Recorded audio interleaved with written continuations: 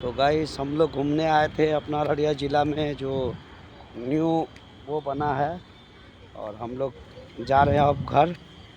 तो लेट हो गया, अंधेरा हो गया। अंधेरा होने के कारण ये देखिए सरकार ने कितना सा सीढ़ी बना रखा है और यहाँ से हमारा बाइक यानी कि रूपा जी और देव कुमार उतर रहा है, देख लीजिए। तो देख लीजिए देव को डर भी लगता है, देख लीजिए देव को डर भी लगता है। देव कुछ बोलिए। Hello guys. Hello guys. तो देव शूट किए, कैसा लगा? अच्छा लगा।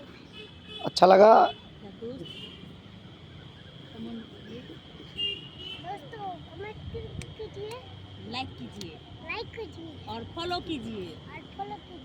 ठीक बात, तो चलो सब्सक्राइब कीजिए।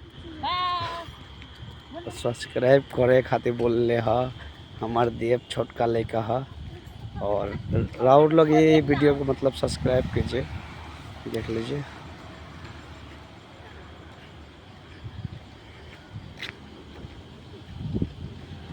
जन्नत का मजा। देख लीजिए। ए देव देव देव को पकड़ो। आ जाओ आ जाओ आ जाओ।